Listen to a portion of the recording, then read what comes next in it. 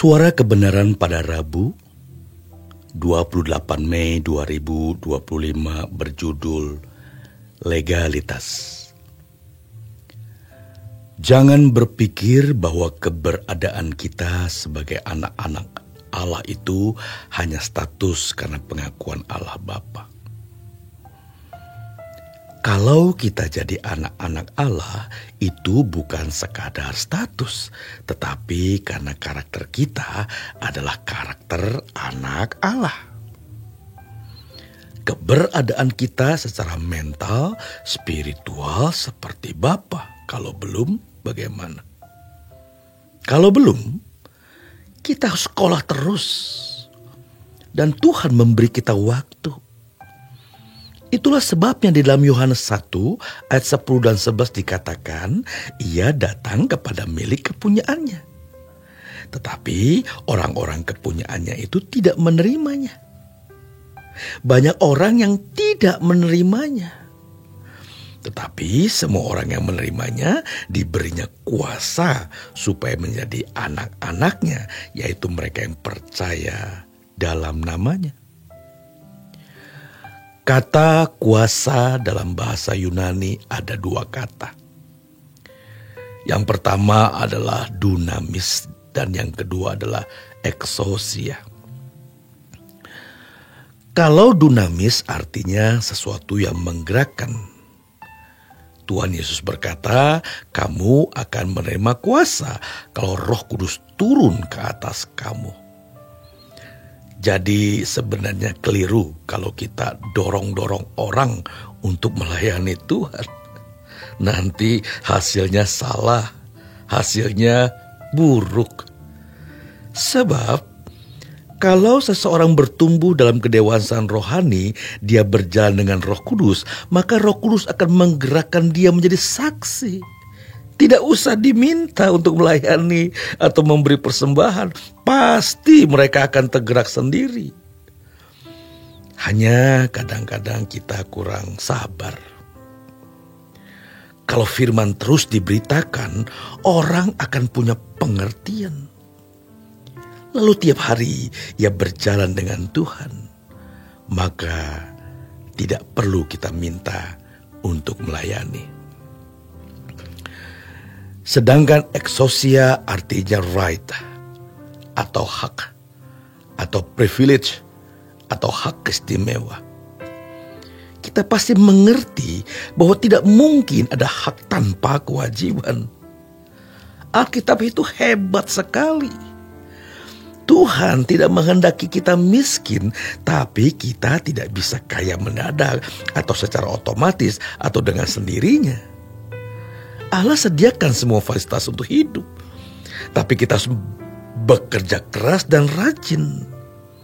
Sebagaimana terhadap Adam dan Hawa, Tuhan katakan bahwa mereka boleh makan semua buah di taman ini kecuali yang satu itu. Tapi kelola juga taman ini. Tuhan tidak menghendaki kita sakit, tapi kita tidak otomatis sehat dan panjang umur. Tuhan tidak menghendaki seorang pun binasa, tetapi tidak otomatis orang selamat dan tidak binasa. Luar biasa. Ada fasilitas keselamatan. Namun di satu sisi ada kewajiban, yaitu betapa suci dan salehnya kita harus hidup. Artinya berusahalah untuk melakukan firman. Itu semua paralel. Tidak mungkin ada pilihan tanpa ada kehendak bebas untuk memilih. Tidak mungkin seseorang berkata begini, "Nak, kamu boleh ada di ruangan ini. Boleh ada di luar ruangan juga. Kamu bebas memilih." Tapi semua pintu ditutup. Dia tidak bisa keluar. Itu namanya tidak konsekuen. Namun Tuhan tidak mungkin tidak konsekuen. Ada hak, ada kewajiban, ada pula konsekuensi, ada berkat, ada juga kutuk. Ini keagungan makhluk manusia yang tidak diatur oleh remote control. 70 tahun hidup kita ini ada kesempatan untuk memilih, menapaki, mempersiapkan hidup kita di hari esok. Dan kalau Allah memperjuangkan keselamatan kita dengan memberikan putra tunggalnya, jangan pernah disia-siakan.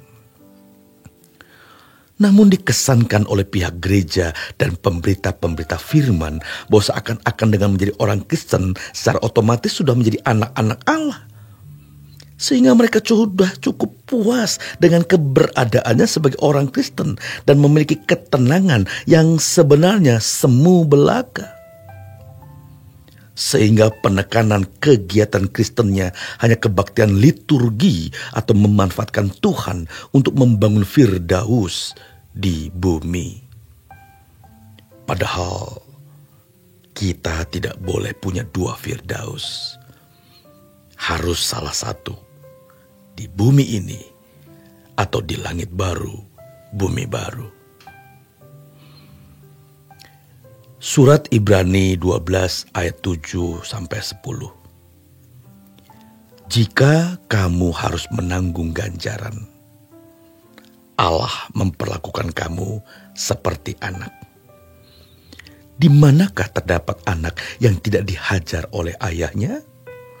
Tetapi, jikalau kamu bebas dari ganjaran yang harus diderita setiap orang, maka kamu bukanlah anak, tetapi anak-anak gampang. Selanjutnya, dari ayah kita yang sebenarnya kita beroleh ganjaran dan mereka kita hormati. Kalau demikian, bukankah kita harus lebih taat kepada Bapa segala roh supaya kita boleh hidup? Sebab mereka mendidik kita dalam waktu yang pendek sesuai dengan apa yang mereka anggap baik. Tetapi Dia menghajar kita untuk kebaikan kita supaya kita beroleh bagian dalam kekudusannya. Ganjaran adalah pukulan yang dilakukan berulang-ulang. Kalau kita dihajar, berarti kita adalah anak-anak sah, huios, pangeran. Tetapi kalau kita tidak dihajar, maka kita adalah anak-anak gampang, notos, anak haram, anak ilegal. Maka jangan kita menjadi anak ilegal. Namun di sini legalitas menjadi tanggung jawab kita. Proses legalitas dengan cara apa kita menjadi anak-anak Allah yang legal? Ya, ketika kelakuan kita seperti Bapa di surga. Alkitab mengatakan, kalau kamu memanggil Allah Bapa, hendaknya kamu hidup dalam ketakutan selama menumpang di dunia. Namun, begitu kita memanggil Allah Bapa, apakah kelakuan kita sudah seperti Bapa?